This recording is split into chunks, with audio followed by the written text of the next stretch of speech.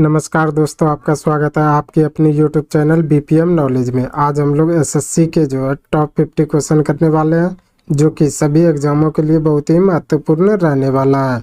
अगर इनमें से किसी भी प्रश्नों का आंसर अगर आपको पता है तो आप कमेंट बॉक्स में दे सकते हैं।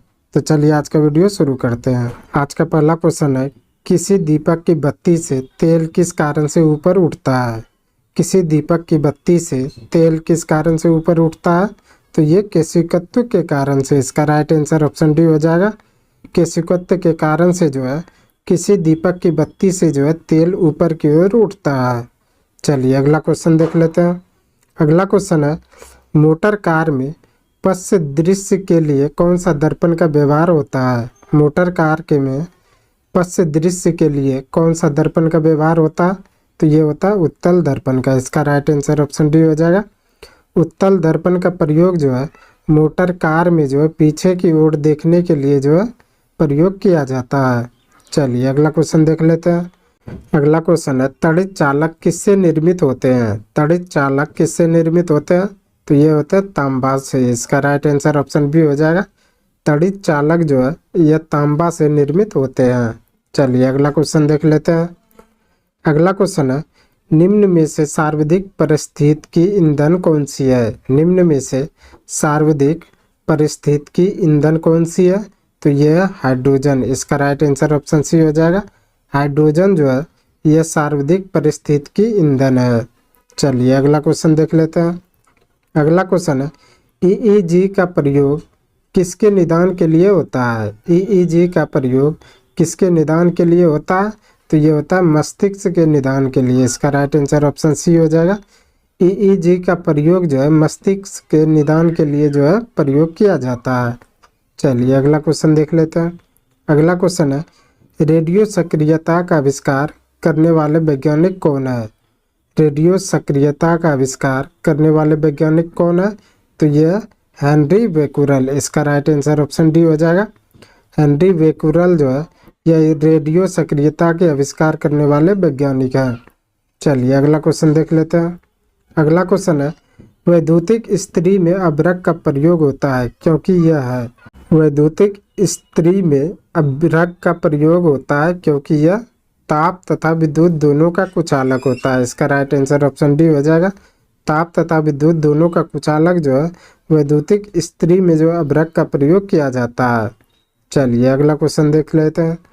अगला क्वेश्चन है, किसी धातु के पृष्ठ के प्रति सेकंड उत्सर्जित फोटो इलेक्ट्रॉनों की संख्या आपतित प्रकाश के किस गुण पर निर्भर करती है? किसी धातु के पृष्ठ के प्रति सेकंड उत्सर्जित फोटो इलेक्ट्रॉन की संख्या आपतित प्रकाश के किस गुण पर निर्भर करती है? तो ये करती है तीव्रता पर। इसका राइट आंसर ऑप्शन बी हो जाएगा। तीव्रता पर जो है किसी धातु के पृष्ठ के प्रति सेकंड उत्सर्जित फोटो इलेक्ट्रॉन की संख्या जो है आपतित प्रकाश के जो है तीव्रता गुण पर जो है निर्भर करती है। चलिए अगला क्वेश्चन देख लेते हैं। अगला क्वेश्चन है, प्रकाश के ध्रुवण से प्रकाश के किस गुण की पुष्टि होती है? प्रकाश के ध्रुवण से प्रकाश के किस गुण की पुष्टि होती है? तो ये प्रकाश तथा अनुप्रस्थ होती है। इसका राइट आंसर ऑप्शन बी हो जाएगा। प्रकाश तरंगे अनुप्रस्थ होती है जब प्रकाश के ध्रुवण से प्रकाश के जो है गुण की पुष्टि होती है। तो चलिए अगला क्वेश्चन देख लेते हैं। अगला क्वेश्चन है, कौन सा ग्रह सूर्य का 88 दिनों में एक चक्कर पूरा करता है? कौन सा ग्रह सूर्य का 88 दिनों में एक चक्कर पूरा करता है? तो ये करता है बुध। इसका राइट आंसर ऑप्शन ए हो जाएगा। बुध ग्रह जो है सूर्य का 88 दिनों में जो है एक चक्कर पूरा करता है। चलिए अगला क्वेश्चन देख लेते हैं। अगला क्वेश्चन है, मार्च गैस के नाम से कौन सी गैस जानी जाती है? मार्च गैस के नाम से कौन सी गैस जानी जाती है? तो ये मीथेन जानी जाती है। इसका राइट आंसर ऑप्शन ए हो जाएगा। मीथेन गैस को जो है मार्च गैस भी कहा जाता है। चलिए अगला क्वेश्चन देख लेते हैं। अगला क्वेश्चन है, बोलाडोना नामक औषधि बोलाडोना नामक पौधे के किस भाग से प्राप्त होती है? बोलाडोना नामक औषधि बोलाडोना नामक पौधे के किस भाग से जो है प्राप्त होती है? तो ये होती है पत्तियां से। इसका राइट आंसर ऑप्शन बी हो जाएगा। पत्तियां से जो है बोलाडोला नामक जो है औषधि जो है प्राप्त होती है। चलिए अगला क्वेश्चन देख लेते हैं। अगला क्वेश्चन है, क्रोमोसोम शब्द सर्वप्रथम किसने दिया था? क्रोमोसोम शब्द सर्वप्रथम किसने दिया था? तो ये दिया था वाल्डेयर ने। इसका राइट आंसर ऑप्शन बी हो जाएगा। वाल्डेयर ने जो है क्रोमोसोम शब्द जो है सर्वप्रथम दिया था। चलिए अगला क्वेश्चन देख लेते हैं। अगला क्वेश्चन है, लंगरहांस की द्वीपीय काय कहाँ पाई जाती है? लंगरहांस की द्वीपीय काय कहाँ पाई जाती है? तो ये अग्न्याशय में। इसका राइट आंसर ऑप्शन बी हो जाएगा। अग्न्याशय में जो है लंगरहांस की द्वीपीय काय पाई जाती है। चलिए अगला क्वेश्चन देख लेते हैं। अगला क्वेश्चन है, रिकेटस का रोग किसकी कमी के कारण होती है? रिकेटस का रोग किसकी कमी के कारण होती है? तो ये होती है विटामिन डी की कमी के कारण। इसका राइट आंसर ऑप्शन सी हो जाएगा। विटामिन डी की कमी से जो है रिकेटस नामक बीमारी होती है। चलिए अगला क्वेश्चन देख लेते हैं। अगला क्वेश्चन है, बेरी बेरी रोग किसकी कमी के कारण होता है? बेरी बेरी रोग किसकी कमी के कारण होता है? तो ये होता है थायमिन के कमी के कारण। इसका राइट आंसर ऑप्शन बी हो जाएगा। थायमिन के कमी के कारण जो है बेरी बेरी रोग होता है। चलिए अगला क्वेश्चन देख लेते हैं। अगला क्वेश्चन है, किसी वस्तु में जड़त्व का गुण किसके कारण होता है? किसी वस्तु में जड़त्व का गुण किसके कारण होता है? तो ये होता है द्रव्यमान के कारण। इसका राइट आंसर ऑप्शन सी हो जाएगा। द्रव्यमान के कारण जो है किसी वस्तु में जड़त्व का गुण होता है। चलिए अगला क्वेश्चन देख लेते हैं। अगला क्वेश्चन है, निम्नलिखित में से ऑयल ऑफ प्रिंटर ग्रीन किसे कहते हैं? निम्नलिखित में से ऑयल ऑफ प्रिंटर ग्रीन किसे कहते हैं? तो ये कहते हैं मिथाइल सैलिसिलेट को। इसका राइट आंसर ऑप्शन बी हो जाएगा। मिथाइल सैलिसिलेट को जो है ऑयल ऑफ प्रिंटर ग्रीन कहते हैं। चलिए अगला क्वेश्चन देख लेते हैं। अगला क्वेश्चन है, क्लोरोफिल में निम्नलिखित में से क्या पाया जाता है? क्लोरोफिल में निम्नलिखित में से क्या पाया जाता है? तो ये पाया जाता है मैग्नीशियम। इसका राइट आंसर ऑप्शन सी हो जाएगा। मैग्नीशियम जो है क्लोरोफिल में जो है पाया जाता है। चलिए अगला क्वेश्चन देख लेते हैं। अगला क्वेश्चन है, प्रोटीन संश्लेषण किसके द्वारा किया जाता है? प्रोटीन संश्लेषण किसके द्वारा किया जाता है? तो ये राइबोसोम के द्वारा। इसका राइट आंसर ऑप्शन बी हो जाएगा। राइबोसोम के द्वारा जो है प्रोटीन संश्लेषण जो है किया जाता है। चलिए अगला क्वेश्चन देख लेते हैं। अगला क्वेश्चन है, कमरे में रखे रेफ्रिजरेटर का दरवाज़ा खोलने से कमरे का ताप पर क्या प्रभाव पड़ता है? कमरे में रखे रेफ्रिजरेटर का दरवाज़ा खुलने से कमरे का ताप पर क्या प्रभाव पड़ता है? तो ताप बढ़ जाता है। इसका राइट आंसर ऑप्शन बी हो जाएगा। ताप जो है बढ़ जाएगा जब कमरे में रखे रेफ्रिजरेटर का जो है दरवाज़ा खोलेंगे तो। चलिए अगला क्वेश्चन देख लेते हैं। अगला क्वेश्चन है, किस विटामिन का रासायनिक नाम टेकोफेरॉल है? किस विटामिन का रासायनिक नाम टेकोफेरॉल है? तो यह विटामिन ई का। इसका राइट आंसर ऑप्शन सी हो जाएगा। विटामिन ई का रासायनिक नाम जो है टेकोफेरॉल है। चलिए अगला क्वेश्चन देख लेते हैं। अगला क्वेश्चन है, प्रकाश संश्लेषण में अधिक मात्रा में काम आने वाला रंग कौन सा है?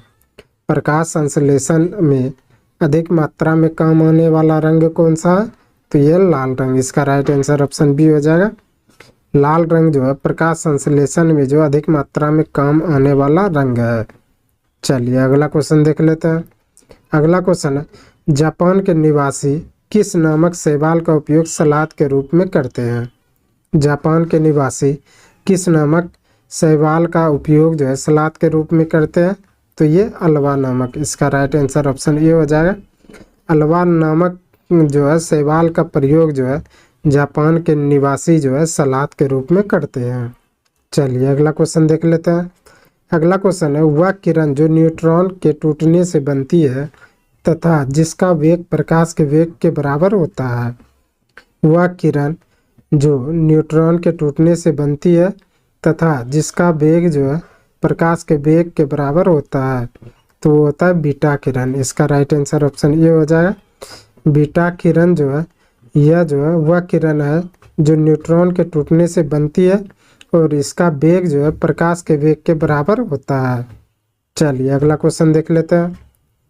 अगला क्वेश्चन, आर्किमिडीज नामक प्रसिद्ध वैज्ञानिक ने कौन से नियम प्रतिपादन किया था?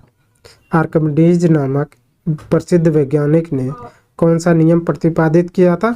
तो ये क्या था? जल उत्प्लावन का नियम। इसका राइट आंसर ऑप्शन बी हो जाएगा। जल उत्प्लावन का नियम जो है आर्किमिडीज नामक प्रसिद्ध वैज्ञानिक ने किया था। चलिए अगला क्वेश्चन देख लेते हैं। अगला क्वेश्चन है, किस रोग से पीड़ित रोगी को कार्बोहाइड्रेट की अधिक मात्रा लेने से मना किया जाता है? किस रोग से पीड़ित रोगी को कार्बोहाइड्रेट की अधिक मात्रा लेने से मना किया जाता है? तो ये मधुमेह रोग के व्यक्ति को। इसका राइट आंसर ऑप्शन सी हो जाएगा। मधुमेह रोग व्यक्ति को जो है कार्बोहाइड्रेट की अधिक मात्रा लेने के लिए जो है मना किया जाता है। चलिए अगला क्वेश्चन देख लेते हैं। अगला क्वेश्चन, नींद की बीमारी किस प्रोटोजोआ के कारण होता है? नींद की बीमारी किस प्रोटोजोआ के कारण होता है? तो ये होता है ट्रैपोनसोमा के कारण। इसका राइट आंसर ऑप्शन सी हो जाए। ट्रिपोनसोमा के कारण जो है नींद की बीमारी जो है होता है। चलिए अगला क्वेश्चन देख लेते हैं। अगला क्वेश्चन है, रेफ्रिजरेटर में ताप का नियंत्रण कौन करता है? रेफ्रिजरेटर में ताप का नियंत्रण कौन करता है? तो ये करता है फ्रियोन। इसका राइट आंसर ऑप्शन डी हो जाए। फ्रियोन जो है यह रेफ्रिजरेटर में ताप का नियंत्रण करता है। चलिए अगला क्वेश्चन देख लेते हैं। अगला क्वेश्चन है, किस तत्व की कमी से फीका रोग होता है? किस तत्व की कमी से फीका रोग होता है? तो यह फास्फोरस की कमी से। इसका राइट आंसर ऑप्शन ए हो जाए। फास्फोरस की कमी से जो है फीका रोग होता है। चलिए अगला क्वेश्चन देख लेते हैं। अगला क्वेश्चन है, पटाखों के फूटने के बाद चमकता हुआ लाल रंग पटाखों में मौजूद किस धातु के कारण होता है? पटाखों के फूटने के बाद चमकता हुआ लाल रंग पटाखों में मौजूद किस धातु के कारण होता है? तो ये होता है एस्ट्रोसियम के कारण। इसका राइट आंसर ऑप्शन डी हो जाएगा। एस्ट्रोसियम के कारण जो है पटाखे में फूटने के बाद जो है चमकता हुआ लाल रंग जो है होता है। चलिए अगला क्वेश्चन देख लेते हैं। अगला क्वेश्चन है, गुलाब में इत्र निकालने की विधि को किसने खोजा था? गुलाब से इत्र निकालने की विधि को किसने खोजा था? तो ये अस्मत बेगम ने। इसका राइट आंसर ऑप्शन बी हो जाएगा। अस्मत बेगम ने जो है गुलाब से इत्र निकालने की विधि को जो है खोजा था। चलिए अगला क्वेश्चन देख लेते हैं। अगला क्वेश्चन है, मछलियाँ के यकृत तेल में किसी प्रचुरता होती है? मछलियाँ के यकृत के तेल में किसकी प्रचुरता होती है? तो ये विटामिन ए की। इसका राइट आंसर ऑप्शन ए हो जाए। विटामिन ए की जो है मछलियाँ के यकृत के तेल में जो है प्रचुरता होती है। चलिए अगला क्वेश्चन देख लेते हैं।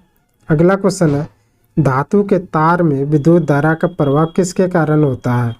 धातु के तार में विद्युत धारा का प्रवाह किसके कारण होता है? तो ये होता है इलेक्ट्रॉन के कारण। इसका राइट आंसर ऑप्शन ए हो जाए। इलेक्ट्रॉन के कारण जो है धातु के तार में जो है विद्युत धारा का प्रवाह जो है होता है। चलिए अगला क्वेश्चन देख लेते हैं। अगला क्वेश्चन है, लोहे की चादर को गैल्वेनाइज करने के लिए उसे किसके घोल में डुबोया जाता है? लोहे की चादर को गैल्वेनाइज करने के लिए उसे किसके घोल में डुबोया जाता है? तो वो डुबाया जाता है जस्ता के घोल में। इसका राइट आंसर ऑप्शन ये हो जाएगा। जस्ता के घोल में जो है लोहे की चादर को जो है गैल्वेनाइज करने के लिए जो है डुबोया जाता है। चलिए अगला क्वेश्चन देख लेते हैं। अगला क्वेश्चन है, मानव के किस कशेरुकी पर खोपड़ी का संपूर्ण भार स्थित होता है? मानव के किस कशेरुकी पर खोपड़ी का संपूर्ण भार स्थित होता है? तो ये एटलस पर। इसका राइट आंसर ऑप्शन ए हो जाएगा। एटलस पर जो है खोपड़ी का संपूर्ण भार स्थिर होता है। चलिए अगला क्वेश्चन देख लेते हैं। अगला क्वेश्चन देख लेते हैं, मानव में डायफ्राम का उपयोग निम्नलिखित में से किस क्रिया के लिए किया जाता है? मानव में डायफ्राम का उपयोग निम्नलिखित में से किस क्रिया के लिए किया जाता है? तो ये श्वसन क्रिया के लिए। इसका राइट आंसर ऑप्शन सी हो जाएगा। श्वसन क्रिया के लिए जो है मानव में डायफ्राम का उपयोग जो है किया जाता है। चलिए अगला क्वेश्चन देख लेते हैं। अगला क्वेश्चन है, निम्नलिखित में से कौन सी गैस उच्चतम ऊष्मीय मान रखती है? निम्नलिखित में से कौन सी गैस उच्चतम ऊष्मीय मान रखती है? तो ये भाप अंगार गैस। इसका राइट आंसर ऑप्शन बी हो जाएगा। भाप अंगार गैस जो है यह उच्चतम ऊष्मीय मान रखती है। चलिए अगला क्वेश्चन देख लेते हैं। अगला क्वेश्चन है, मनुष्य के शरीर में कुल कितनी हड्डियां होती है? मनुष्य के शरीर में कुल कितनी हड्डियां होती है? तो ये होती है 206 हड्डियाँ। इसका राइट आंसर ऑप्शन बी हो जाएगा। मनुष्य के शरीर में जो है 206 हड्डियाँ होती है। चलिए अगला क्वेश्चन देख लेते हैं। अगला क्वेश्चन है, निम्न में से कौन सी ऊर्जा प्रदान नहीं करता है? निम्न में से कौन ऊर्जा प्रदान नहीं करता? तो ये विटामिन। इसका राइट आंसर ऑप्शन बी हो जाएगा। विटामिन जो है यह ऊर्जा प्रदान नहीं करता है। चलिए अगला क्वेश्चन देख लेते हैं। अगला क्वेश्चन है, पायरोमीटर से क्या मापा जाता है? पायरोमीटर से क्या मापा जाता है? तो ये उच्च ताप मापा जाता है। इसका राइट आंसर ऑप्शन ए हो जाएगा। उच्च ताप जो है पायरोमीटर से मापा जाता है। चलिए अगला क्वेश्चन देख लेते हैं। अगला क्वेश्चन है, कच्ची चीनी को रंगीन करने हेतु किस चारकोल का प्रयोग किया जाता है? कच्ची चीनी को रंगीन करने हेतु किस चारकोल का प्रयोग किया जाता है? तो ये किया जाता है एनिमल चारकोल का। इसका राइट आंसर ऑप्शन डी हो जाए। एनिमल चारकोल का प्रयोग जो है कच्ची चीनी को रंगीन करने हेतु जो है किया जाता है। चलिए अगला क्वेश्चन देख लेते हैं। अगला क्वेश्चन है, क्रेब्स चक्र कहाँ संपन्न होते हैं? क्रेब्स चक्र कहाँ संपन्न होता है? तो ये माइटोकॉन्ड्रिया में होता है। इसका राइट आंसर ऑप्शन सी हो जाए। क्रेब्स चक्र जो है माइटोकॉन्ड्रिया में संपन्न होता है। चलिए अगला क्वेश्चन देख लेते हैं। अगला क्वेश्चन है, प्रकाश संश्लेषण एवं श्वसन दोनों के लिए आवश्यक है। प्रकाश संश्लेषण एवं श्वसन दोनों के लिए आवश्यक कौन है? तो ये साइटोक्रीम। इसका राइट आंसर ऑप्शन डी हो जाएगा। साइटोक्रीम जो है यह प्रकाश संश्लेषण एवं श्वसन दोनों के लिए आवश्यक है। चलिए अगला क्वेश्चन देख लेते हैं। अगला क्वेश्चन है, परितंत्र में ऊर्जा का प्रमुख स्रोत है। परितंत्र में ऊर्जा का प्रमुख स्रोत है तो यह सौर ऊर्जा। इसका राइट आंसर ऑप्शन सी हो जाएगा। सौर ऊर्जा जो है परितंत्र में जो है ऊर्जा का प्रमुख स्रोत है। चलिए अगला क्वेश्चन देख लेते हैं।